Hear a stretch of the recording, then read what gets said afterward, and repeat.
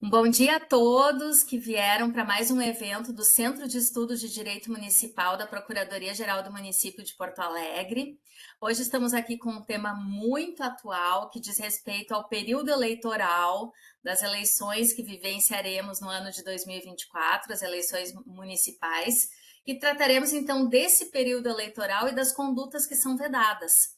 Com a apresentação, a nossa palestrante de hoje, a doutora Caroline Rocha, que ela é advogada, é secretária-geral da Comissão Especial de Direito Eleitoral da OAB Rio Grande do Sul, é assessora e consultora em Direito Público Municipal e Direito Eleitoral, tem especialização em Direito Administrativo e Gestão Pública e também está em andamento uma especialização em Direito Eleitoral, né, doutora Caroline? Doutora Caroline também teve uma passagem atuando na Procuradoria-Geral do Município de Porto Alegre, e foi então por essa via que chegamos ao nome dela como alguém que está atuante e bem atualizada em direito eleitoral, e decidimos então trazer esse tema que é do interesse então de muitos servidores públicos, gestores, candidatos e, por que não, estudantes. Bom dia, doutora Caroline, tudo bem?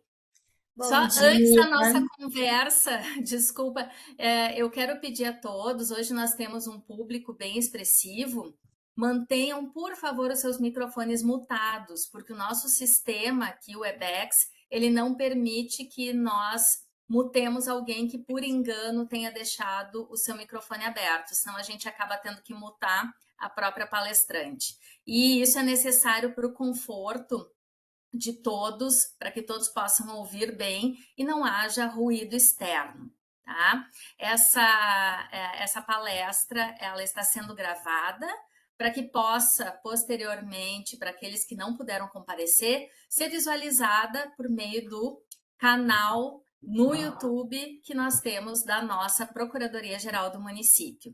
Então, mais uma vez, um bom dia a todos e já vou passar a palavra para a doutora Caroline e dizer que eu estou muito feliz de estar com ela aqui hoje. Bom dia a todos. Bom dia, doutora Karen. É uma grande satisfação estar conversando com todos vocês sobre um assunto que, além de atual, é apaixonante. Antes nós conversávamos o quanto o direito eleitoral tem essa capacidade de nos fisgar e poder, enfim, aplicar também no nosso dia a dia, compreendendo a movimentação do cenário político. Bom, como a doutora comentou, meu nome é Caroline, eu sou advogada já há alguns anos nessa área, desde 2012, com a minha primeira campanha eleitoral no âmbito municipal. E então eu venho aqui compartilhar com vocês de um tema que a gente falou um pouquinho do período eleitoral e das condutas vedadas, que só esse tema a gente teria aí, olha, algumas boas horas de aula para discutir. Mas a minha intenção é aproveitar esse tempo para apresentar tanto o que a legislação traz, como também os aspectos de jurisprudência, porque no âmbito eleitoral a jurisprudência, ela além de ser bastante alterada a cada formação dos nossos tribunais, nós temos aí votos que normalmente são por maioria, a gente não tem assim uma pacificação na jurisprudência. A gente também tem aspectos a serem avaliados conforme o que pode acontecer, né? O que os candidatos podem fazer, quais as liberdades, quais as restrições que serão impostas com base também nas resoluções editadas agora em março deste ano. Então, a ideia é trazer esses elementos e, conforme forem surgindo algumas questões relativas aos temas trazidos, a gente vai, então, né, doutora, trazendo esses questionamentos para poder enriquecer a nossa conversa, o nosso debate. Eu elaborei uma apresentação para nos conduzir, já que a matéria é extensa, então eu vou compartilhar com vocês. Deixa eu só verificar aqui. Enquanto a doutora Caroline faz o compartilhamento da sua tela, eu coloquei ali no chat que todas as perguntas elas são muito bem-vindas, podem ser escritas no chat e eu oportunamente estarei repassando elas à palestrante. Estão conseguindo acompanhar a apresentação? Aqui está tudo certo, doutora. Então, tá. Bom, então, em primeiro lugar, como eu mencionava, né, a justiça eleitoral ela tem essa peculiaridade na formação dela. Nós temos ministros, nós temos juristas, ou seja, advogados que também compõem o pleno, e com isso a gente tem uma formação bastante diferenciada na hora de construção de jurisprudência, elas acabam mudando continuamente. Então, aqui a ideia também é trazer esses precedentes, tá? Isso acaba trazendo um pouco de segurança jurídica, um pouco para não dizer muito, tá? De segurança jurídica para os operadores do direito. E só para a gente ter uma ideia, eu busquei algumas informações antes. Só que no Rio Grande do Sul nós já tivemos 9 eleições suplementares, ou seja, 9 prefeitos que foram, desde as últimas eleições, cassados pela Justiça Eleitoral. Inclusive, uma dessas eleições, que é em São Francisco de Assis, ela está em andamento. E só em 2023, nesse ano de 2023, já foram mais de 29 eleições suplementares que o TSE organizou e estão sendo realizadas. Tamanho é, então, a questão da forma como a justiça atua, como vem caçado, embora isso não seja a regra, né? Sempre a gente tenta privilegiar a manutenção dos resultados das urnas. Em relação, então, à matéria entrando propriamente dita, a gente vai ter como base legal a Constituição, Lei das Eleições, a 9.504, das inelegibilidades, a Lei 6490, que essa que traz também as desincompatibilizações dos pré-candidatos, o Código Eleitoral e as resoluções, que em 2024 tivemos a grande mudança, e, enfim, elas disciplinam cada uma das áreas e demandas, tá? A ideia da legislação, portanto, é garantir a eleição, a liberdade do voto, a paridade entre os candidatos, a paridade que aqui vai ser muito relevante para nossa conversa, tá? As condutas vedadas, por sua vez, elas permitem e visam impedir que os gestores utilizem a máquina pública para interferir no pleito. E isso é muito importante quando a gente entender que os candidatos a prefeito, a vereador que vem à reeleição, eles não têm a obrigação pela lei eleitoral de se desincompatibilizar. Eles mantêm-se no poder. E é por isso, então, que a gente precisa das condutas vedadas muito bem regulamentadas e sendo aplicadas para evitar que a máquina pública seja utilizada em favor dessas candidaturas. Bom, a questão do agente público, né, é um conceito que a gente já trabalha muito em direito administrativo e aqui ele tem um aspecto um pouco mais alargado, tá? Então, seriam todos aqueles que, ainda que transitoriamente, com ou sem remuneração, por eleição, nomeação, designação, contratação, qualquer outra forma de investidura ou vínculo, mandato, cargo, emprego, função em órgãos ou entidades de administração pública direta e indireta e fundacional. Aqui para fins de aplicação das condutas vedadas. Exemplos, né? Os agentes políticos, por óbvio, secretários, vereadores, o próprio prefeito, os servidores titulares de cargos públicos em comissão, empregados, ainda que sujeitos ao regime estatutário, seletista, empregados temporários, aqui é muito importante, falaremos disso em breve. Pessoas requisitadas para prestação de atividades, aqui mais em relação, né, a membro de mesa receptora, gestores de negócios públicos, os estagiários. Nós não temos aqui a figura dos nossos residentes, mas também são, com certeza, para fins de direito eleitoral compreendido como agente público. Os que se vinculam contratualmente com o poder público, tá? E o pressuposto básico, então, é justamente avaliar as condutas tendentes a afetar a igualdade de oportunidades entre os candidatos, tá? Isso está lá no caput do artigo 73. A configuração da conduta, então, ela vai se dar aqui pela mera prática do ato. Isso é bastante relevante, tá? Ou seja, todos os atos que são arrolados no artigo 73, eles já são considerados relevantes e com gravidade para coibir, né, para que se coibam eles pela Justiça Eleitoral. É desnecessário, portanto, comprovar a potencialidade lesiva, ou seja, será que aquele ato teve interferência direta no pleito? Essa é uma análise que acaba se não fazendo-se nesse elemento de conduta vedada, né, nessa matéria. Bem jurídico Então, titular. desculpa te interromper, é Imagina. mais ou menos como se faz no penal, nos crimes de mera conduta, então. Basta a conduta que já há a Isso. configuração. Isso, tanto depois a gente vai ver um pouquinho sobre a questão da corrupção eleitoral, é exatamente nessa ideia, né? Incidindo naqueles fatos tipificados como conduta vedada, nós vamos atrair as penalidades, que como a gente vai ver, é multa, mas pode chegar também à cassação. A gente tem aqui essa classificação que ela é importante trazer porque a conduta vedada lato sensu, ela é compreendida como o nosso conhecido abuso do poder, tá? Então a gente tem aqui a lato sensu que representa todas as vedações constitucionais, legais, administrativas que limitam total ou parcialmente a atuação funcional do agente público para justamente manter essa rigidez e a lisura do pleito. E as estrito sensu que a gente vai depois avaliar que são esses, né, comportamentos positivos ou negativos que tem lá no rol do artigo 73 em diante. Bom, o abuso do poder é muito relevante aqui, porque assim, muitas vezes a conduta ela não vai ser em si vedada. O gestor, ele pode, antes falávamos, né, ele pode ir lá na administração pública até 6/7 fazer uma publicação oficial, uma publicação institucional de algum programa. Só que se ele realizar essa publicação com o intuito eleitoral e poder transmitir isso de uma forma para o âmbito eleitoral, pode ser que considere-se que está utilizando dessa máquina pública para isso. Tem um precedente muito interessante do Tribunal de Contas do Paraná sobre isso que a gente vai trabalhar.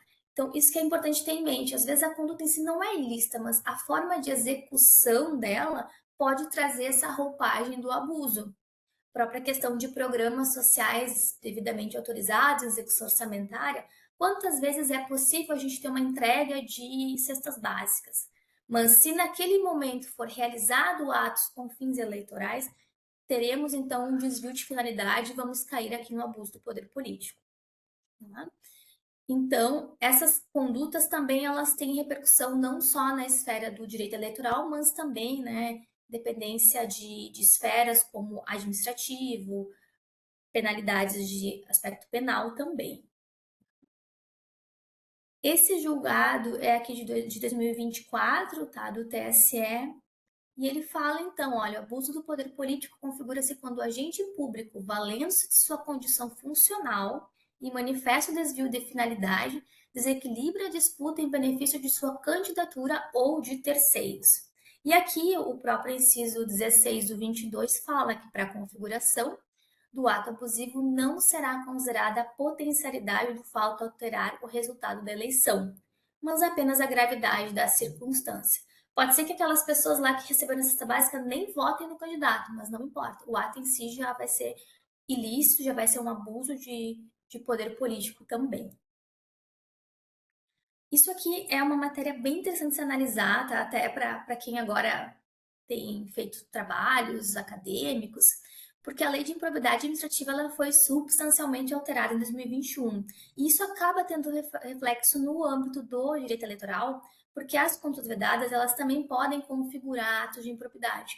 Então, embora que tenha se revogado o artigo 11, inciso 1 da 8429, não se impede o enquadramento lá no nono, no décimo e do 11, né, que hoje nós temos. Então, é possível sim que esse fato acabe tendo repercussão em outras searas, principalmente aqui a gente tem muito o 37, parágrafo 1º da Constituição Federal, né, que além de uma improbidade, também aqui nós vamos ter uma possibilidade de conduta vedada. Então, existe, né, esse intercâmbio entre as ramos do direito com relação aos mesmos fatos. Como falávamos, né, a corrupção eleitoral, então, qualquer pessoa que solicitar, oferecer, receber ou prometer dinheiro de outra forma de vantagem em troca de voto comete crime de corrupção, mesmo que a oferta não seja aceita. Pena, então, de 4 anos e pagamento de 15 dias multas. A jurisprudência nos diz, ó, é crime formal, tá? Cuja configuração se pressupõe pela prática de qualquer ato do núcleo de escritos consistente em dar a ter solicitado, independentemente de entrega. E então é irrelevante a própria questão do período, tá? Pois a condição de candidato não é fundamental para a consumação deste crime, que pode ocorrer em qualquer tempo e para a configuração também basta que a vantagem esteja vinculada à obtenção de votos. Tá? São aqueles casos clássicos que se conta e que hoje até nem parece verdade, mas eu não duvido que eles ainda aconteçam, de prometer desde de galocha a dentadura, né? Tudo isso acho que entra nessa situação. Sim, e exatamente, né, Karen? Talvez aqui para nossa realidade de Porto Alegre seja mais diferente, porque bem ou mal há ainda um distanciamento entre o prefeito, o gestor, lá do eleitor. Mas se a gente for transportado para um município aí de 2.000 habitantes, 3.000 habitantes, a situação é completamente diferente. Eu venho de um município que é de porte, que é Lajeado, e eu lembro que na época do CTG, nossa, em períodos em eventos, bem ali a parte da campanha mesmo, em setembro, né? O que a gente via de tantos, enfim, pedidos como ofertas em relação ao aspecto eleitoral, né? Então, isso é bastante comum ainda no interior. Uhum. Bom, a gente vai começar falando um pouquinho de propaganda eleitoral antecipada, porque a gente vai fazer um Eu mandei link para ti logo por em segundo seguida só com a para publicidade. eu respondi. Ah, tá, só Por pra favor, tá a certo. Márcia pode mutar seu microfone. Aham. Com a publicidade institucional, a gente vai fazer esse paralelo. E aqui eu acho interessante trazer porque é um pouquinho do que a gente está vendo no dia a dia, né? Então, em relação à publicidade e à propaganda eleitoral antecipada, a gente tem então três espécies de propaganda: a partidária, que essa aqui já está sendo veiculada, inclusive, na televisão, a intrapartidária, que é entre os pré-candidatos que vão colocar seu nome aí nas convenções, que já estão fazendo sua mobilização política, e eleitoral, que é o que a gente vai mesmo examinar, o que mais nos interessa, que é esse poder de influenciar na vontade do eleitorado. Doutora, só fazendo uma intervenção, não sei se vai fazer parte da tua exposição, mas eu fico em dúvida que essa propaganda, às vezes, não pode estar mascarada, por exemplo, quando saem aquelas notícias de jornal. Fulano de tal está decidindo se vai para o partido A, B ou C. Beltrano e Ciclano foram vistos conversando sobre. Isso já não é uma forma de chamar a atenção para o candidato, não é considerado propaganda eleitoral antecipada? Não sei se tu vai abordar isso. Nós vamos trabalhar assim um pouco, mas já podemos até adiantar. A gente teve agora a janela partidária, né? Até dia 5/6, que era justamente esse período onde os candidatos eles podem sair, quem é detentor de mandatos parlamentares, sair de um partido para o outro sem correr em fidelidade partidária. Evidente que isso dá notícia também, porque a gente está em meio à campanha. O que eu vejo? Se não tiver nenhum depois dos impeditivos do 36A que fala do que eu não posso fazer na pré-campanha, eu não vou ter uma publicidade, uma propaganda antecipada. Tá? Então, essa mera notícia jornalística, eu entendo que talvez a gente tenha, sim, jornalistas que, de certa forma, simpatizam mais para um lado do que para o outro, ou com algum candidato. Mas, se for um conteúdo, uma notícia jornalística, não teria como ter esse condão de ser uma propaganda antecipada. Tá Pode claro que ser tem que até avaliar sempre uma o certa lacuna, conteúdo. porque, de um certo modo, alguns candidatos que têm um maior poder econômico podem ter uma assessoria de comunicação, um jornalista trabalhando por ele, alguém do marketing, já percebendo essa margem que a lei permite, né, pode fazer uso, porque manda os seus releases para a imprensa e a imprensa, às vezes até por falta de outras notícias, às vezes sobra um espacinho e eles colocam, né? Então, às vezes, pode ser, né? E essa questão é muito importante, porque a gente tem que avaliar também o aspecto econômico, né? Agora a gente vai, quem sabe a gente consegue falar também um pouquinho desse processo do caso do Moro, né, do senador, que justamente traz isso. Qual é o limite econômico do que se pode gastar na pré-campanha, justamente para não ter um abuso de poder e aí um desequilíbrio no pleito e, de fato, uma propaganda antecipada, né? Uma campanha de forma antecipada e incorreta. Mas sim, isso é uma questão que a gente pode avaliar e aqui na sequência a gente já vai ver os requisitos, tá? Porque a propaganda em si é a partir de 15 de agosto do ano da eleição. E a penalidade de propaganda antecipada é a sujeição do responsável pela divulgação da propaganda e, quando comprovado o prévio conhecimento, o beneficiário vai pagar uma multa de 5 a 25 mil reais ou equivalente ao custo da propaganda se for maior. Ah, então, que nós temos essa nova redação do 36A, que aqui vem bastante em relação ao que falávamos, né? Passou a se prever, então, que não configura propaganda eleitoral antecipada, desde que não envolva um pedido explícito de voto.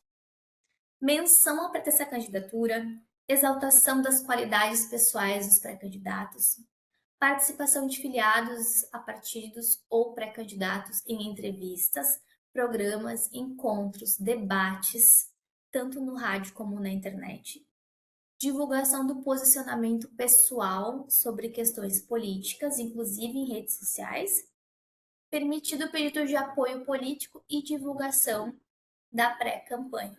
Aí a gente vai dizer, bom, mas pedido de apoio político e pedido de voto expresso, como que fica? Realmente é algo que a doutrina acaba construindo. Até um tempo atrás, a gente tinha um entendimento de palavras mágicas. Ah, essas palavras você não fale, que se você falar, você vai incidir em conduta, em propaganda antecipada. Só que agora isso já mudou. Hoje, então, a gente tem um contexto que possa levar a crer. Tanto que o Boulos, antes eu comentava, né, em São Paulo, ele foi agora condenado à propaganda antecipada por dizer a seguinte frase: para cuidar de São Paulo. E aí ele trouxe qual era o convite para a elaboração do plano de governo com a expressão mobilização para juntos cuidar de São Paulo. Tem também um outro precedente do ex-presidente em que ele está numa dessa cerimônia religiosa, enfim, e ele também, ele fala uma expressão no sentido de vamos todos juntos, ou enfim, congregando, né, as pessoas por uma causa, e também foi compreendido como uma propaganda antecipada, né, não publicidade. Então, de acordo com o atual entendimento do Tribunal Superior Eleitoral, desde que não exista pedido expresso de votos, a referência à candidatura e à promoção pessoal dos pré-candidatos não configuram propaganda eleitoral extemporânea. Assim, não se pode confundir um ato de mera divulgação de propósito em evento promovido por associação local com posterior replicação em rede social como propaganda eleitoral extemporânea. Então, esse é, no caso, o entendimento que a gente tem básico, mas acima disso estão tendo variações, como a gente verificou nesse caso que eu mencionei de São Paulo, né? Bom, o artigo 3º, parágrafo 5º, então, da Resolução 23.610, que foi agora incluído pela 23.732 de 2024, que são as resoluções dessas eleições, a caracterização dessa exceção, que inclui a divulgação de posicionamento pessoal sobre questões públicas, inclusive em shows, apresentações e performances artísticas, redes sociais, blogs, sítios eletrônicos de pessoas pessoais e aplicativos, fica excluído quando houver a contratação ou remuneração de pessoas naturais ou jurídicas com finalidade específica de divulgar conteúdos políticos eleitorais em favor de terceiros. Não podemos, então, ter a questão de pagar por publicações, então a gente tem a questão dos influencers, né? Eles podem, de fato, participar, mas não de forma remunerada. Tem também uma outra questão muito interessante, eu não sei se eu coloquei no material, mas que se refere a eventos de arrecadação de campanha que é possível realizar. Esses shows, né? A gente teve aqui em Porto Alegre aquela questão que a Manuela tentou trazer o show do Caetano, acabou não saindo, enfim. Exato. Então agora não só mais é possível, como também é possível que haja uma manifestação do candidato nesses eventos. Aqui tem uma pergunta do Sérgio, peraí que eu já perdi aqui, que ela é bem compridinha, que foi sobre a PEC das bondades. É assim, ó. Sobre abuso de poder econômico, tivemos em 2022 a aprovação em período eleitoral da chamada PEC das bondades ou PEC kamikaze, com 469 votos a favor e 17 votos contrários na Câmara dos Deputados. Sob a justificativa de que estávamos em estado de calamidade pública, a PEC permitiu desobedecer diversas limitações da Lei de Responsabilidade Fiscal e também criou aumento de auxílios e benefícios às vésperas das eleições. É possível que este precedente se torne agora nos próximos pleitos eleitorais, devido à possível ausência de punição dos envolvidos, se é que deveria haver alguma punição? Então, a gente vai ver mais à frente, mas o parágrafo 10 do 73, ele traz já como uma exceção para os programas, para a distribuição gratuita de bens, valores e benefícios, a questão de calamidade. Então a gente já tinha essa previsão. No período da pandemia, claro, foi diferente. Até o município de Porto Alegre tinha também uma consulta no TRE referente ao IPTU, talvez a doutora Karin lembre, que era justamente questionando se poderia se conceder IPTU naquele ano eleitoral, mas tinha todo esse contexto, né, da pandemia.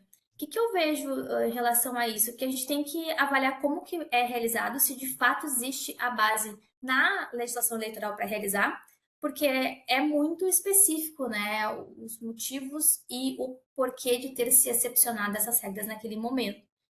Então, temos que olhar caso a caso, mas não teria como a gente entender que não precisa observar a lei eleitoral por causa da PEC que tinha feito essa exceção no período. Acho que depois, quando chegar lá mais para perto, a gente pode também voltar pro assunto, tá? Tá. E eu não sei se tu vais abordar, como tem muita gente, eu já vou te deixar com a pergunta colocada, que é a pergunta da Patrícia. Bom, aqui também tem uma pergunta do Paulo, perguntando se a concessão de FGs, funções gratificadas, né, chefias, nesse período é permitida ou vedada. Vamos falar. E tem aqui, deixa eu ver, aqui, já perdi a pergunta da Patrícia. Aí muita gente entrando, entra muita mensagem com o nome das pessoas. A Patrícia tinha perguntado se apresentar os feitos da prefeitura, por exemplo, seria incorrer em vedação. Não lembro exatamente como ela tinha formulado, que eu perdi aqui no meio de tantas mensagens, mas é mais ou menos isso. Tá, eu acho que a gente vai conversar um pouquinho sim sobre isso também, da questão dos feitos e que vem em que termos, né? Em que termos Sim, que se colocaria, e em que momento também, tá? tá E bom. se com recursos públicos ou não, mas aí a gente vai adiantando aqui o assunto. Bom, então, o artigo 3, terceiro A, parágrafo único da Resolução 2310, incluído também pela de 2024, diz que o pedido explícito de voto não se limita ao uso da locução votem em, podendo ser inferido de termos e expressões que transmitam o mesmo conteúdo. Um pouco do que a gente viu nesses últimos exemplos aí do dia a dia, né? Bom, aqui, em relação à propaganda eleitoral por meio proscrito, tá? O que eu não posso fazer no período eleitoral, por evidente, eu não vou poder fazer no período da pré-campanha, tá? Ainda que não haja pedidos de voto. Conteúdo eleitoral da mensagem, tá? Na análise dos casos de propaganda eleitoral antecipada, é necessário, em primeiro lugar, determinar se a mensagem veiculada tem conteúdo eleitoral, se relaciona à disputa ou se não tem, que nós teríamos os indiferentes eleitorais, que é um conceito também bastante interessante de que, olha, somente aquele adesivo do candidato com o seu nome, sem nada escrito, só com o seu nome, aquilo seria um indiferente eleitoral, não é uma propaganda. Eu posso realizar, eu posso fazer, eu posso distribuir. E a propaganda eleitoral negativa, que, de acordo com o TSE, a configuração da propaganda eleitoral extemporânea negativa pressupõe um pedido explícito de voto, de não voto ou de ato que desqualifique o candidato e venha a macular a sua honra ou imagem sabidamente inverídico. Lembrando que a publicidade, que a propaganda eleitoral negativa, agora a gente não vai ter mais, né, a questão do impulsionamento, mas eu não posso impulsionar a propaganda negativa. Até hoje em dia, a gente vê muito pessoas que colocam adesivo no seu carro, simplesmente com o nome da pessoa, né? E se sabe que ela, eventualmente no futuro, ou já exerceu algum mandato, né? E pretende no futuro se candidatar, ela não diz nada. Então, aquilo ali é possível. A gente vê bastante isso, esse tipo de, É. de, de adesivo, de material, porque não está mencionando nada. Diferente, por exemplo, que eu também já vi um candidato que queria colocar o número do partido. Disse, não bote número, porque a gente não pode ter uma identificação aqui, a gente vai ter apenas o nome, né, do pretenso candidato e nada mais, né? E usar então um bordão negativo para não vote no fulano, não sei o que, alguma coisa assim, ou fora Beltrano, isso entra na negativa? Pois é, sabe que Eu diria até que tudo vai depender do conteúdo, mas até que não. Só se desqualificar o pré-candidato, venha macular a honra e imagem e divulgue o fato sabidamente inverídico. A gente tinha muito, né, esses bordões nos períodos anteriores de eleição, e isso não foi considerado uma propaganda negativa. Até porque também aí tem a manifestação das pessoas, né? Porque aqui a gente está falando dos candidatos, mas até onde vai a liberdade de expressão? Então também tem essa situação a ser analisada de como que vem se gerando esse movimento, digamos assim. Mas pelo conceito aqui de propaganda eleitoral negativa que a gente tem visto, seria essa desqualificação do pré-candidato a macular a honra e imagem. Vai ser uma questão de prova e de demonstração pelo interessado. Da propaganda eleitoral na internet, então, permitida após 15 de agosto, vedada a propaganda eleitoral paga na internet, salvo impulsionamento de conteúdo, desde que identificada de forma inequívoca como tal, contratada exclusivamente por partidos, coligações ou candidatos. A partir, então, da Lei 13.488, qualquer pessoa física, desde que não impulsione, pode realizar a propaganda eleitoral na internet. Aqui nós mencionávamos antes que ontem o Google ele trouxe a público que não vai então impulsionar conteúdo eleitoral, porque na realidade a resolução ela exigiu alguns relatórios, alguns documentos, algo que no entendimento da empresa não está disponível, não há como realizar. E também em relação à própria solidariedade que agora as plataformas teriam. Então, talvez a questão do que a empresa ofere de lucros não é suficiente ou não é interessante para o risco das multas que podem vir a sofrer. E das outras plataformas, até então, não houve manifestação, foi só do Google. Isso, a Meta não tinha ainda se manifestado, não sabemos qual vai ser a tendência agora. Porque realmente é uma lástima em relação a alguns aspectos, mas também a gente vê que há algum abuso econômico em cima disso de quem tem condições de contratar pessoas que entendem muito do assunto. E antes mesmo eu acompanhava um professor mencionando que, nossa, gente, se hoje você quer, você consegue hospedar páginas fora do país e nunca vão identificar quem é a pessoa que está por trás. Então, realmente é muito delicado o assunto, é muito complexo. Exato, e isso aqui acaba tendo um prejuízo, a meu ver, para toda a população, porque no mundo ideal, né, o que eu chamo assim, a nossa Disney seria que todos tivessem acesso para poder fazer a sua campanha de modo eletrônico, porque isso reduz o custo do pleito, e a gente sabe que as campanhas são muito caras, né? E isso torna, muitas vezes inviabiliza que se sobressaiam alguns candidatos que não têm essa intimidade com os meios eletrônicos, né? Mas se eles tivessem essa possibilidade, fosse um uso correto, seria uma forma até de diminuir, por exemplo, poluição visual, com aqueles palitos, com aquele De monte banner. de papel, banner e tudo mais, né? Exatamente. É que é complicado também. Eu entendo ambos os lados, a posição do TSE também em relação a isso. Porque a gente fala para quem, né? Quem é o nosso eleitor aqui? Quem é o nosso eleitor, entre aspas, médio? Porque hoje a gente tem condições, eu digo assim, provavelmente todos nós aqui nessa live, a gente tem, né, nessa gravação, como identificar minimamente quando é falso, a fonte e atrás, mas a gente tem uma grande massa de leitores que não tem o menor conhecimento disso e recebe muito conteúdo pelo WhatsApp, pelo próprio YouTube também, né? A questão do algoritmo que a gente desconhece, como que ele alimenta e como que ele vai disseminando a notícia. Então é muito complexa a matéria de fato. Mas vamos ver como que serão essas eleições sem, a princípio, o impulsionamento. Bom, período. Agora então, publicidade oficial, tá? Que a gente vai entrar em relação à vedação que tem ali no artigo 73, inciso 6, a linha B, tá? A publicidade, ela precisa seguir o princípio da impessoalidade. Tá? Então, a conduta aqui, publicidade oficial com caráter de promoção pessoal, impossibilidade de constar nomes, símbolos ou imagens.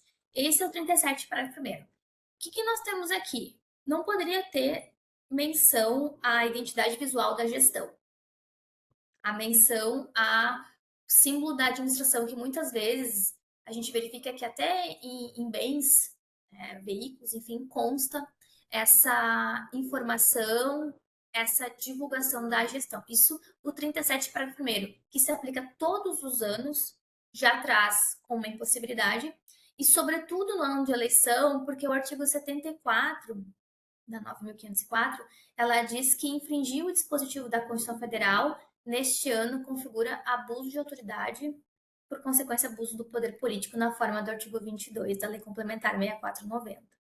Então, o que a gente tem aqui como penalidade, tá? Possibilidade de inelegibilidade por 8 anos, cancelamento do registro de candidatura ou perda do diploma, sem prejuízo de outras sanções no aspecto, como a gente viu antes, da improbidade, né? Como, por exemplo, Então, eu acho que aqui entra a pergunta que a Patrícia tinha formulado, se entraria na vedação dessa publicidade institucional divulgar os feitos atuais do município, né? Então, da gestão municipal. Então, pode, mas não pode configurar promoção pessoal, isso? E aqui nós temos um detalhe, tá? Se a gente tratar de publicidade institucional, digamos esses informativos elaborados com tudo que foi feito na gestão, se for um aspecto de prestação de contas, algo que o gestor nunca tenha feito, aí no ano eleitoral ele resolve com recursos públicos pagar e realizar e veicular. Bom, aí a gente pode ter sim nuances de que se está tentando utilizar a publicidade institucional para fins eleitorais. Então, isso é algo muito no caso a caso, de como que vai ser elaborado.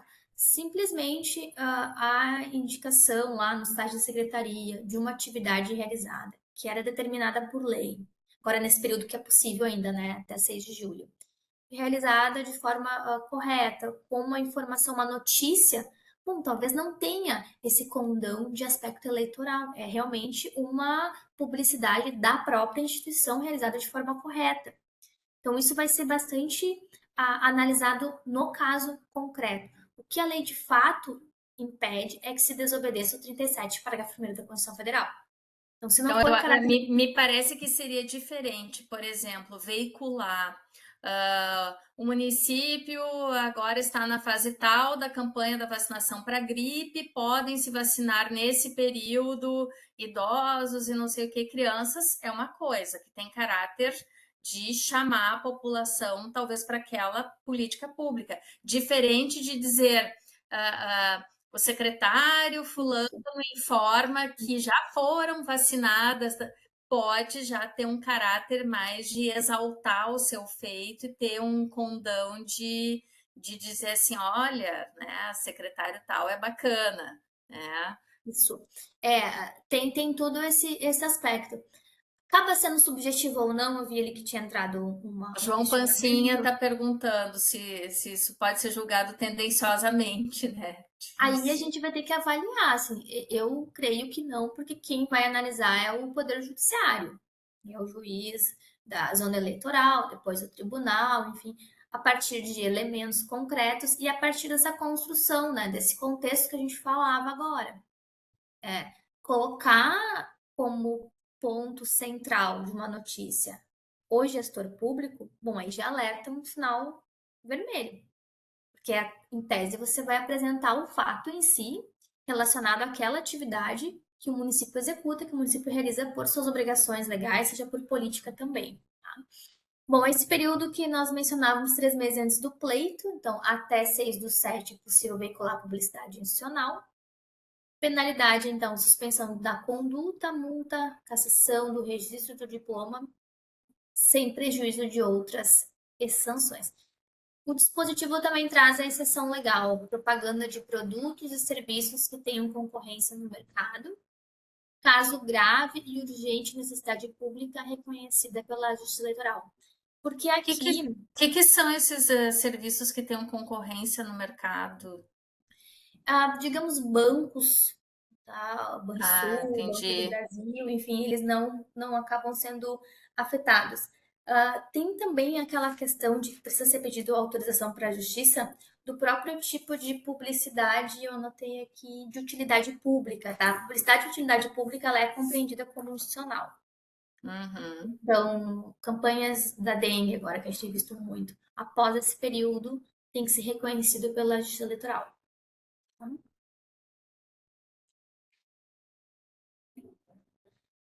Postagens Aqui, na internet, né? Oi? deixa eu só para te alertar para que no momento certo tu possas abordar. Foram feitas perguntas sobre a questão do concurso homologado antes do pleito, se pode gerar nomeação. Isso foi Ótimo. perguntado. Agora já perdi. Foi a Valéria que perguntou. E a Simone Ribeiro perguntou sobre a doação de bens móveis para outros órgãos públicos ou até mesmo para entes da sociedade civil com cunho social. Se isso entra em Vamos abordar. vedação. Tá. Vamos abordar sim. Em relação, então, à publicidade institucional, que a gente tem ainda esse precedente que fala que o desequilíbrio gerado pelo emprego da máquina pública é a essência da vedação à publicidade institucional. Então, aqui tira um pouco aquela questão do subjetivismo, né, que a gente falava antes, que objetiva assegurar a igualdade de oportunidades entre os candidatos, a veiculação de postagens sobre atos, programas, obras, serviços e ou campanhas de órgãos públicos federais, estaduais ou municipais em perfil privado de rede social não se confunde com a publicidade institucional autorizada por agente público e custeada com recursos públicos. Então, aqui, se o perfil fosse privado, a gente não estaria falando em publicidade institucional. Eu não sei se eu mencionei antes, ou só foi para você, Karen, mas o Tribunal de Contas do Paraná, ele teve uma decisão bastante questionável, digamos assim, sobre proibir a collab. Ou seja, uma publicação lá do município, se eu não me engano era Maringá, com collab ao prefeito ou vice-prefeito. Entendeu que não poderia. É uma tendência para a gente ficar alerta, sabe? Até que ponto realmente é interessante para o gestor isso, correr o risco ou não. Eu entendo que varia muito do que você está divulgando, né? Do conteúdo, não necessariamente somente a collab. Mas isso é uma tendência de como a gente está agora observando e para quais rumos pode ser que essa matéria desencampe. A postagem em perfil pessoal do gestor, publicidade adicional não caracterizada, tá? Premissa de que não se verifica quando divulgado feitos administrativos em página pessoal do gestor nas redes sociais, realizadas sem dispêndio de órgãos públicos. Aqui o sem dispêndio é bem amplo, como, por exemplo, utilização até de Wi-Fi se questiona. Utilização de Wi-Fi da repartição pública, utilização do trabalho de servidores, de fotógrafos. Uma questão bastante interessante, além da Wi-Fi, que a gente já viu isso agora concretamente, espaços públicos onde só eu tenho acesso por estar gestor. O gabinete, o palácio da Alvorada, enfim. A gente tem essa situação de que, se eu estiver fazendo um material dentro de um ambiente que apenas eu vou ter acesso, eu vou estar, então, utilizando o espaço público a meu favor. Tá? Placa em obra pública, isso é que a gente vê muito, né? Desnecessária a existência de provas de que o chefe do Poder Executivo tem autorizado a publicidade institucional divulgada no período vedado, uma vez em que dela se auferiu benefícios. Tá? Os gastos com publicidade, aqui de forma bem rápida, no primeiro semestre a gente tem uma vedação, tá? Que eu só posso empenhar o equivalente a 6 vezes a média mensal dos empenhos realizados e não cancelados nos últimos 3 anos. Então, tem que fazer essa média com base no gasto de publicidade institucional. Aqui ainda sobre aquela questão das expressões, tá? Desculpa pegar um gancho, mas porque que veio uma pergunta que me veio aqui por WhatsApp de alguém que não conseguiu postar no Webex. Recebi um panfleto de pré-candidato com a expressão por uma Porto Alegre antirracista. Isso pode? Panfletos com os pré-candidatos apenas sem o número e eventos com coletivos de pré-candidatos. Essas questões que são assim bem específicas, né? Acho que até depende de uma análise mais acurada, mas a gente viu que a lei permite que eu me manifeste, que eu apresente minhas ideias. Isso eu Uhum. posso fazer desde que não tenha pedido de voto. Então, só trazer a pauta que você defende, em tese, você não tem essa vedação eleitoral. Mas, enfim, questões assim bem concretas que envolvem candidatos, era melhor a gente até não abordar de forma tão específica nesse meio, que a nossa ideia é justamente mais acadêmica, né? De discutir os Sim, conceitos e o que vai sim, ser porque senão avaliado acaba identificando também pessoas, acaba né? identificando e também a gente não pode aqui depois, hoje em dia, né, utiliza um recorte de algo que a gente fala aqui no âmbito de, enfim, pesquisa como algo concreto. Então, é muito do contexto disso. Tem outras nuances avaliadas em relação ao material, tiragens, tudo que a gente tem visto agora, também essas questões de pré-campanha. Mas, de um modo geral, o 36A, ele permite a exposição de ideias. E o Uhum. panfleto é um material possível de realização. Então, por esse aspecto, a gente teria, né, a permissão legal. O comparecimento, então, do candidato em inaugurações de obras públicas é vedado nos 3 meses antes do pleito. Penalidades, cassação, enfim, inexigibilidade. Essa questão aqui de comparecimento é bem interessante porque tem aqui, olha, esse precedente de 2018, que a aparição foi discreta, sem participação ativa no evento, não resultando na quebra da igualdade de chances. Ou seja, lá no início a gente viu que a conduta vedada era exatamente aquilo. Se eu incidir, eu já vou ter então a atração da penalidade. Mas aqui a gente vê que na jurisprudência muitas vezes há essa ponderação no caso concreto. Então, por exemplo, aqui foi uma aparição discreta, não teve uma participação ativa e não se considerou com potencialidade para interferir na disputa, para causar uma desigualdade entre os candidatos. Aqui uma dúvida do João Pancinha, ele diz assim, se eu pessoalmente, ele então talvez como um cidadão do povo, antes de julho fizer uma publicação falando de um pré-candidato e compartilhar, aí eu acho que ele não especifica se bem ou mal, né? Eu e o pré-candidatos podemos sofrer alguma sanção? Provavelmente ele está pensando em falar bem, exaltar o candidato. Vamos voltar lá para o 36A do que é possível fazer na pré-campanha. Agora, não sei se ele tem alguma vinculação com esse candidato, não sei se ele é servidor, não Eu sei. acho que tem muitas nuances nessa pergunta Tem. do João, porque, por exemplo, se o João tem alguma vinculação política, tem situações, e aqui eu fiquei pensando, essa pergunta do João me fez pensar, porque se eu tiver uma série de robôs, né, e que saem exaltando alguma figura política por aí, eu, nessa situação que não é um indivíduo, eu posso ter outras intercorrências, a conduta já pode ter uma outra amplitude, né? Então, eu achei essa pergunta bem difícil.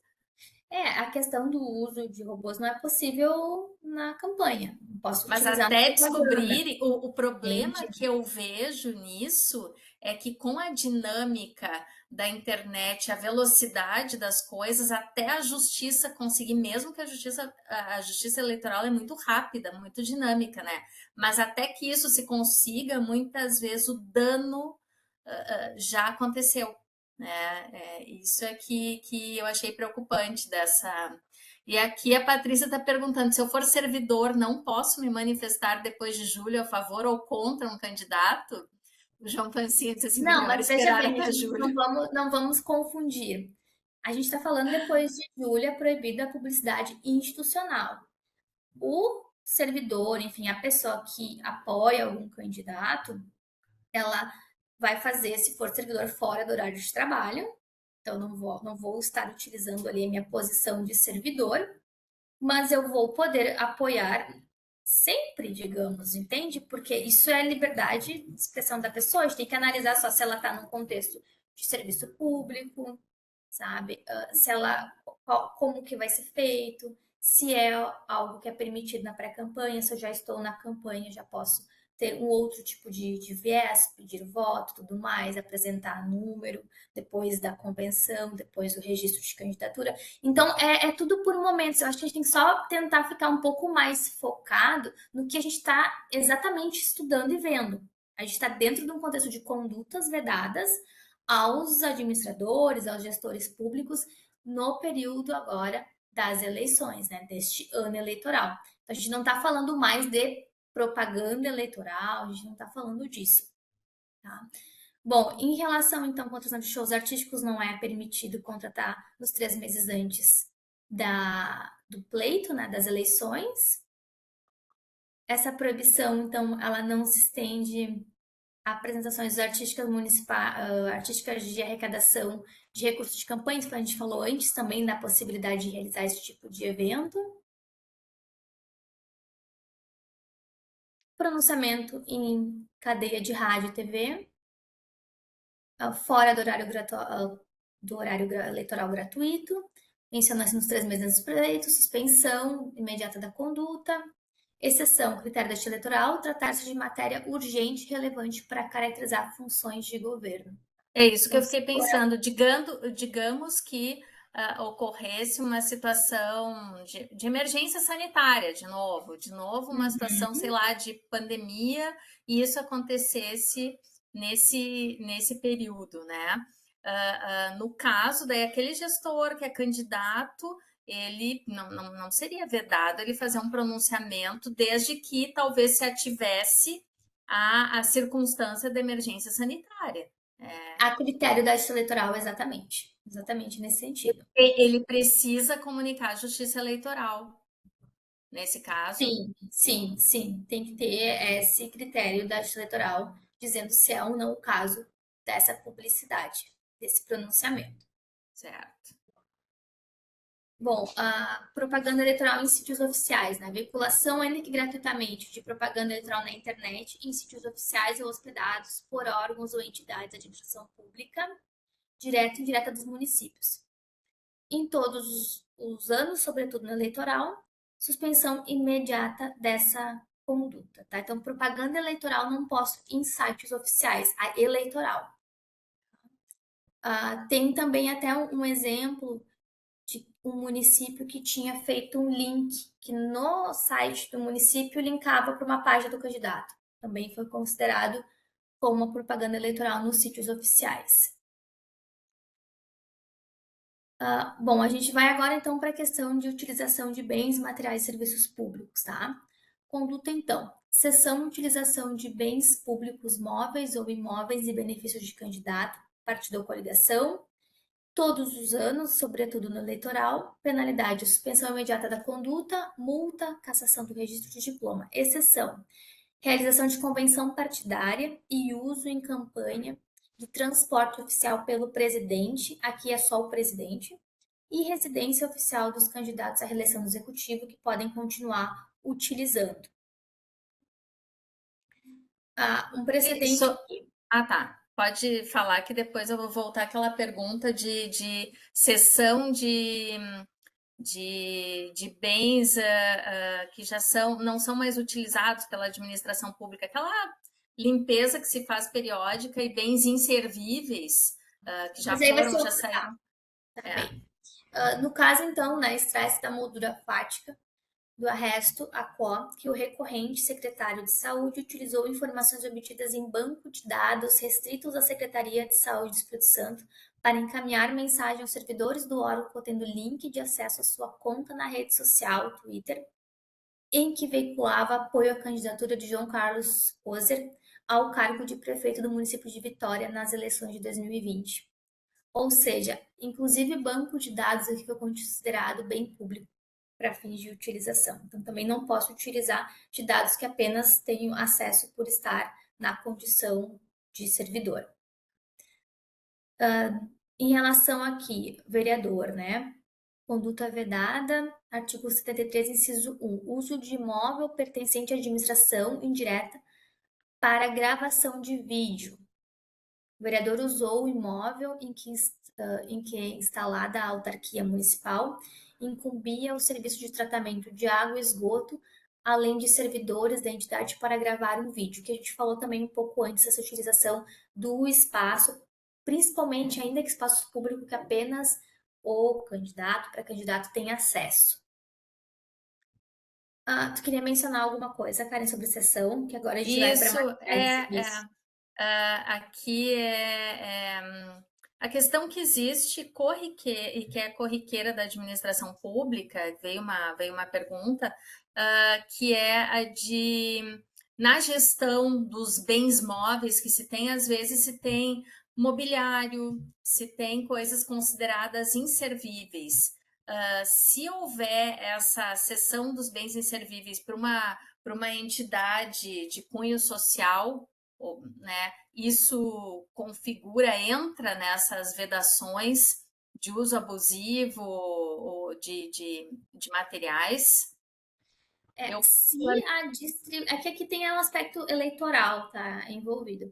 Mas se a distribuição for de cunho gratuito, a gente vai precisar avaliar se tem alguma das exceções do parágrafo 10 do 73, que é calamidade, estado de emergência ou então programa social autorizado por lei com execução orçamentária. Se for oneroso, bom, aí a gente vai para uma outra seara. Tem que ver qual vai ser o formato utilizado para essa cessão, para essa cedência ou para essa doação, enfim. Tá? A gente vai ver isso um pouco mais adiante, mas basicamente é ter como centralizado a ideia de que se é gratuito ou é oneroso. Se for gratuito, se tem essa previsão legal que autorize. O uso abusivo de materiais ou serviços públicos, tá?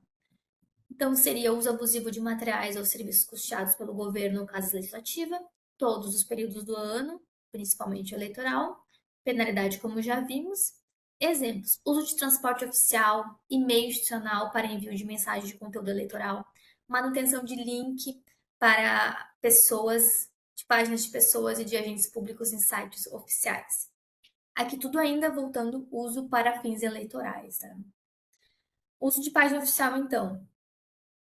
Ocorrência de indisfarçado desvio de finalidade na utilização de página mantida por órgão da administração pública do município, a qual serviu de atalho para impulsionar o acesso às redes sociais de candidato promovidos atos deliberados de campanha. Então, foi um pouco aquele que a gente falou antes, tá? Que aqui seria, então, a utilização do site para fins eleitorais, vinculando a página do candidato.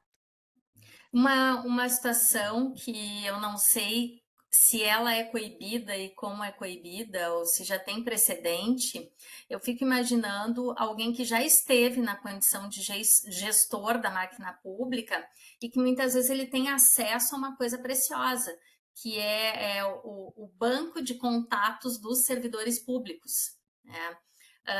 Se ele se valer disso para divulgar a sua propaganda, isso talvez pudesse incorrer em alguma conduta vedada. Também não sei se é fácil de descobrir. Né? A questão que eu até acho que a gente vai para a LGPD também, né?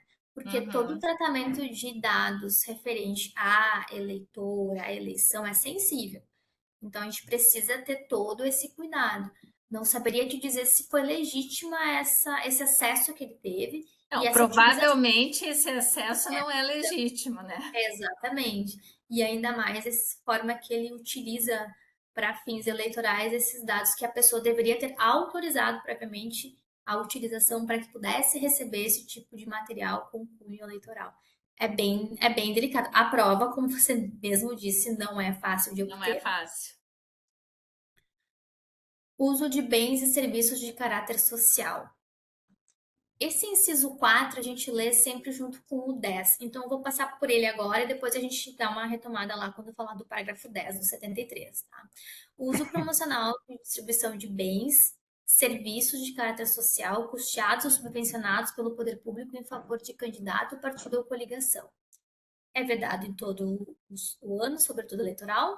Penalidade, suspensão imediata da conduta, multa, cassação do registro do diploma. Exemplos de distribuição de material escolar, material de construção, programa habitacional. Isso tudo é vedado, com as exceções do parágrafo 10. Seção de servidores e empregados, tá?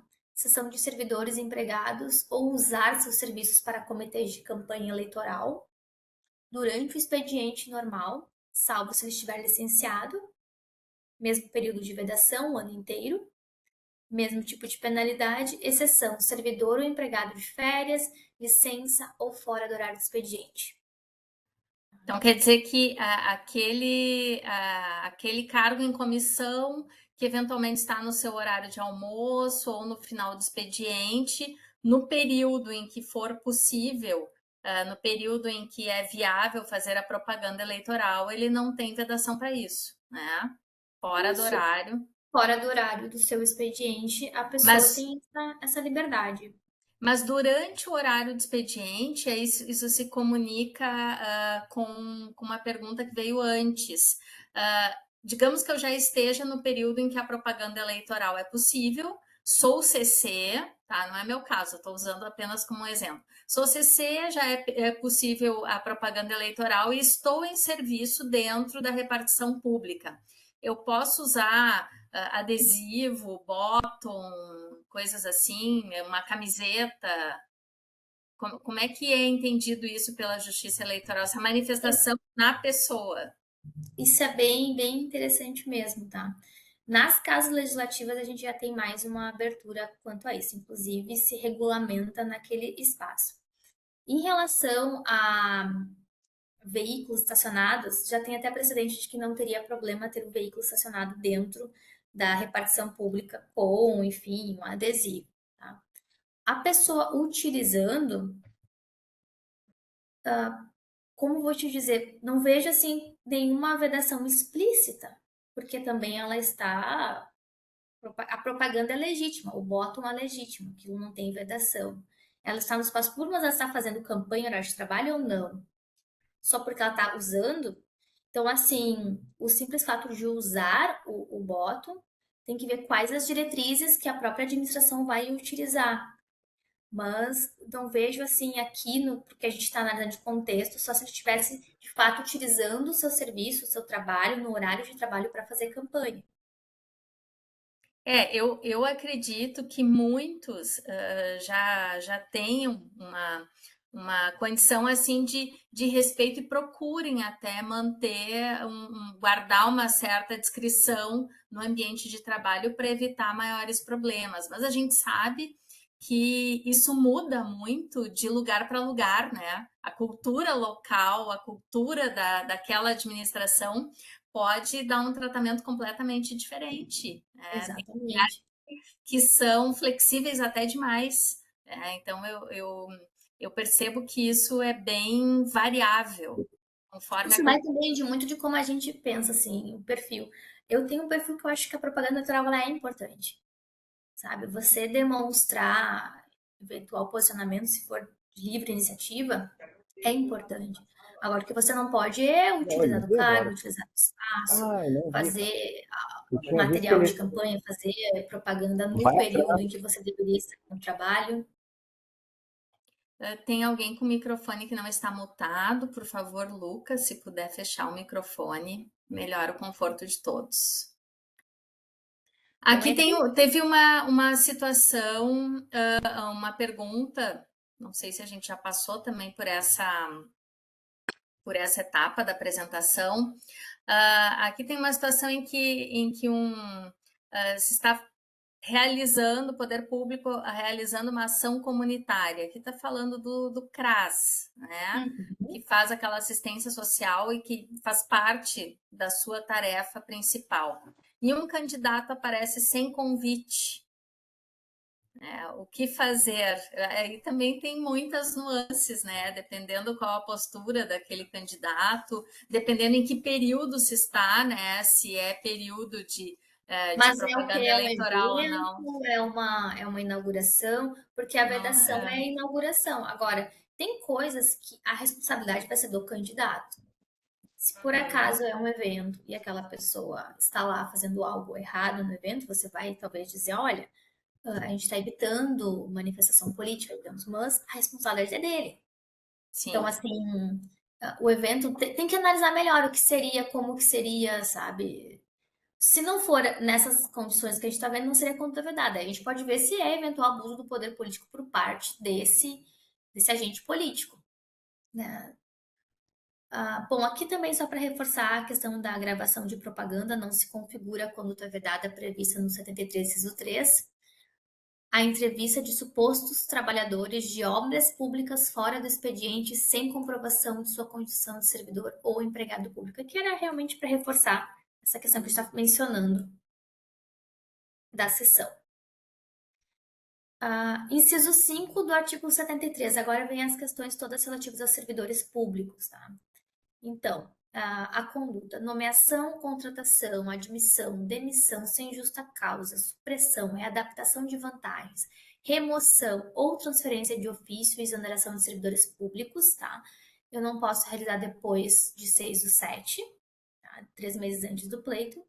Penalidade, suspensão imediata da conduta, multa, cassação do registro do diploma, outras sanções. Aí nós temos a exceção, que antes alguém perguntou.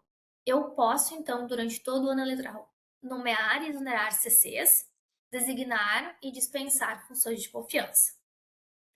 Nomeação para cargos do Poder Judiciário, Ministério Público, Tribunal de Contas. Nomeação dos aprovados em concurso público, desde que homologados até 6 de julho. Ou seja, se o concurso tiver sido homologado até 6/7, eu posso seguir nomeando durante todo o ano. Transferência. Essa pergunta tinha vindo da Valéria, né? Então, Isso. homologado antes de 6 de 3 meses. julho, pode acontecer a nomeação. Pode. Tá? Nomeação ou contratação necessária para a instalação do funcionamento de serviço público essencial, com prévia e expressa autorização do chefe do Poder Executivo. Aqui vem a situação de a exceção quando é para serviços públicos essenciais inadiáveis, tá? Que eu poderia contratar no período vedado. Aqui, basicamente, saúde, a segurança. Educação não entra. Então, a gente tem um grande problema com os contratos temporários de professores. Porque, pela lei, a partir de 6/7 eu não posso contratar e nem renovar esse tipo de contratação. E a transferência e remoção de ofício de militares e tudo mais, seriam essas as exceções. Contratação e demissão de temporários, como eu falava, né? O TSE firmou o entendimento de que as contratações e demissões de servidores temporários também são vedadas pelo prazo da restrição. Renovação de contratos de servidores temporários nos 3 meses que antecedem pleito configura conduta vedada. Então, realmente, temos os precedentes que dizem que não pode. Na questão das funções gratificadas, isso entra, né? Eu sei que a gente está tratando de temporários e o conceito de temporário é completamente diferente, mas a gente pode pressupor que as normas elas têm aquele intuito de evitar o uso da máquina pública como forma de, digamos, perseguir alguém que está num cargo de chefia e que é aliado de algum candidato, ou que se manifestou eventualmente até na sua rede social particular, politicamente, dá a entender que é favorável a um candidato. Isso sendo uma situação de perseguição, será que entra em alguma vedação eleitoral? Ou a gente tem algum precedente sobre isso? A gente vai para a questão da finalidade, né? Porque eu posso, evidentemente, tá? CC, nomeio e exonero. A designação do FG também. Agora, se essa pessoa dizer que sofreu uma perseguição ou que ela foi um desvio de finalidade, é muito difícil, né, Karen? Porque realmente é possível você exonerar e dispensar nesse período. Não, é uma A possibilidade. prova é muito difícil, né? Porque eu acho que nesse caso existiria a necessidade de uma prova da intenção, do dolo, né? Já sai fora daquelas situações em que a mera conduta já permite alguma punição, né? O que eu vou lhe dizer, assim, eu acho que aí a gente não vai mais estar falando também do aspecto da vedação eleitoral, porque se tiver algum assédio, se tiver alguma questão relativo a esse desvio de finalidade, bom, a gente vai para outras questões também que o gestor incide. Tá? Alguém perguntou dos estágios, e é importante mencionar. Estagiário não é servidor público. Então, o estágio, ele não entra nas vedações do inciso 5 do 73. De Então, nomeação. eu posso contratar estagiários, eu posso Residente. contratar novos estagiários. Se é residente, a gente não tem essa especificidade, mas parece que é a mesma questão. Residente, né, Karen, não entra como despesa de pessoal, né? Não, é considerado programa, né? Mas Isso. tem gente que Então, diverge, que acha que é um pouco forçado colocar como programa. por que eu Então, digo existe isso? uma divergência nesse sentido. Porque as contratações, enfim, a gente tem que observar o artigo 21 da LRF, né, no inciso 2, que diz que eu só posso aumentar a despesa de pessoal até 180 dias do encerramento do mandato. Então, por isso que eu questionei. O estagiário não é despesa de pessoal, então poderia realizar. Claro que aqui tem que avaliar o abuso do poder. Se eventualmente a gente está colocando estagiários para fins eleitorais, enfim, aí pode ser questionado não a conduta vedada, mas o abuso do poder político. Revisão geral, isso aqui a gente já passou do prazo, né? Era 180 dias antes das eleições. É poder fazer a revisão geral de forma ampla, acima da perda inflacionária, né? Então, é possível dentro desse prazo. Aqui tem umas questões interessantes, reestruturação de carreira, em tese, não entraria, tá? Aprovação pela via legislativa de proposta de reestruturação de carreira de servidores não se confunde com revisão geral da remuneração e, portanto, não tem obstáculo. E o artigo 21 ali que eu mencionei, que a gente precisa sempre ler em conjunto. É só uma questão aqui que eu fiquei pensando, tá? Tá para a gente refletir junto, porque eu acredito que não tenha nada sobre o assunto. Mas até essa questão agora dos quinquênios dos juízes, tá? Do judiciário. Uma vez aprovado isso, então sai fora das vedações, porque seria considerado. Não, não entra como reestruturação de carreira. Reestruturação de carreira seria um plano de carreira. Isso. E estabelecer os Isso. quinquênios já é diferente, né? Poderia Aí tem incorrer que nas ver se o vedações, quinquênio seria uma espécie de vantagem. Seria uma espécie de vantagem? com certeza. É vantagem temporal. Pois, então, vantagens a gente vai observar o prazo de 3 meses antes do pleito. Concessão, Uhum, readaptação de vantagens. Se esse quinquênio entra na despesa de pessoal, aí tem que observar o prazo da LRF. com Mas aqui certeza. também entra, por exemplo, criar gratificação, é possível. Mas no caso, por exemplo, agora a gente tem eleições municipais, né? Uhum. Então, essa questão do judiciário, não existe judiciário municipal, né? Então, em tese, ela não estaria vedada. Como regra, as condutas vedadas se restringem à circunscrição do pleito. Uhum. Com exceção, por exemplo, do parágrafo 10, que a gente tem aí também é observado pelos demais entes, justamente para não trazer benefícios eventualmente em outras campanhas. Mas, Uhum, enfim, a questão se fosse um quinquênio em relação ao âmbito do serviço público municipal, a gente observaria esses dois prazos. com certeza. Aqui vamos passar bem rapidamente que é a transferência de recursos, tá? É aquela previsão do inciso 6A do 73, que fala que eu não posso, nos 3 meses antes do pleito, receber as transferências voluntárias da União, do Estado, em benefício dos municípios, com exceção de obras em andamentos e repasses também de convênio e concessão de empréstimos da União, tá? Seriam exemplos. A exceção é essa questão de situação de emergência e tudo mais. As emendas impositivas, tá?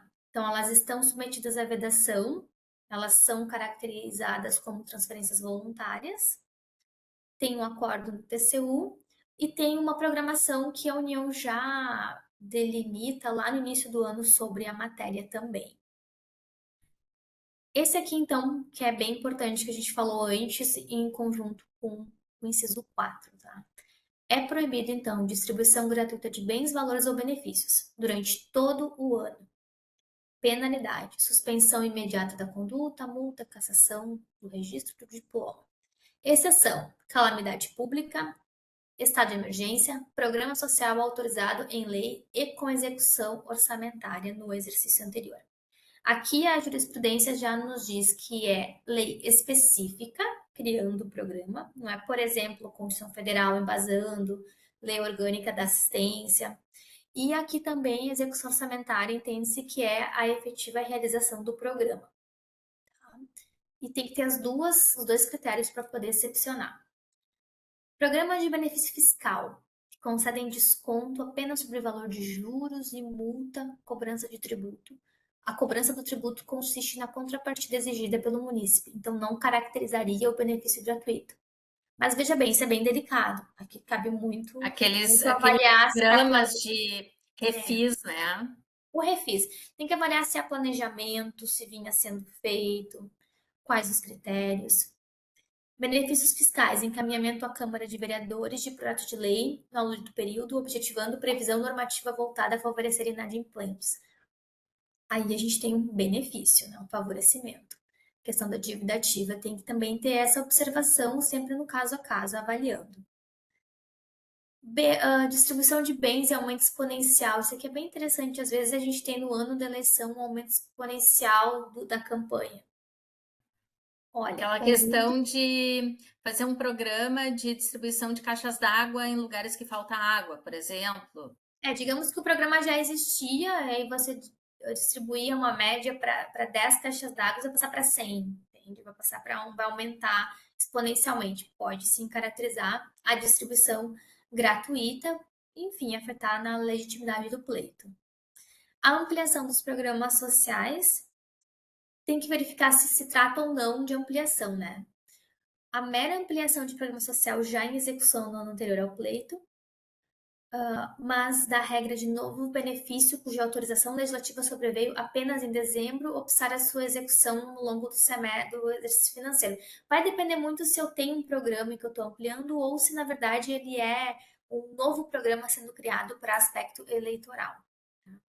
A gente falou antes da questão da cessão, né, cara? Então aqui a gente trata um pouquinho das parcerias.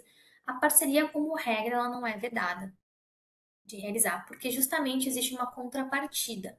Se essa contrapartida for proporcional por parte da entidade, da organização, e de fato corresponder com o que o município está entregando, a gente tem então uma onerosidade e uma descaracterização da gratuidade. Então eu poderia dar prosseguimento. Repasse a entidade vinculada a candidato, abuso de poder político e conduta vedada aos agentes públicos, ações sociais na administração pública executadas no ano da eleição por entidade nominalmente vinculada a candidato. Isso aqui a gente tem que ter bastante cuidado, a gente sabe que tem muito candidato que é vinculado à entidade, então tem uma vedação explícita no parágrafo 11 do artigo 73. A gente pode ter E aquelas era isso, situações em que basicamente.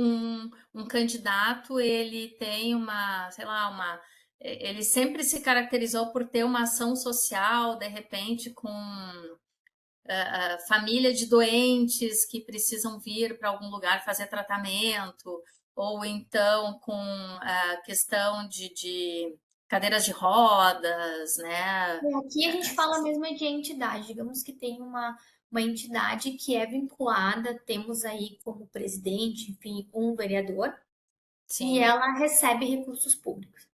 Então, nesses Ah, períodos sim, tem essa vedação. certo. Bom, Kari, do que ao menos nós tínhamos programado para o nosso tempo, que a gente está de acordo, né, com o que tínhamos Com avaliado, certeza. seria essa a intenção. Tem muito assunto interessante, tá, para a gente conversar. Tem, por exemplo, acho que parei de compartilhar, correto? Correto. Tá. Então, a gente tem também nesse ano várias questões para ficar de olho, né? Acho que a participação feminina é sempre muito relevante, muito interessante. A gente tem visto aí movimentos nas resoluções, na própria jurisprudência, de fato privilegiar a participação, não apenas garantindo a cota de gênero, mas também o financiamento de acordo com a cota de gênero como um elemento mínimo, né, para se prever. Evitar aquelas candidatas laranja, né? Não há dúvida de que as candidaturas laranjas elas terão uma fiscalização muito maior e principalmente por parte da oposição também. Agora, além de você ter caindo todo o DRAP, né, todos os candidatos, inclusive os eleitos, a gente tem também a situação de que o dirigente do partido responde. Então, tem algumas situações bastante interessantes para a gente acompanhar, né, no pleito e que vão ser comentadas e que vamos ouvir muito. A questão das redes sociais, a questão da inteligência artificial, que o TSE ele conseguiu indicar, né, uma espécie de regulamentou porque a gente não tem hoje uma disciplina no âmbito do Congresso Nacional, não temos uma lei, né? Mas regulamentou de certa forma o que seria, porque é necessário, porque a utilização vai acontecer. Já é vedado, a gente sabe, as deepfakes, tanto para o bem quanto para o mal. Então, assim, é uma eleição bastante interessante de ser acompanhado, com bastante novidade para a gente aprender e discutir. Eu tenho por mim que esse tema é fascinante, principalmente porque mexe com mais de 5.000 municípios. E nós temos uma grandeza continental no país, uma diversidade de culturas que trazem também uma diversidade de posicionamentos, tanto dos candidatos quanto uma necessária harmonização feita pela Justiça Eleitoral.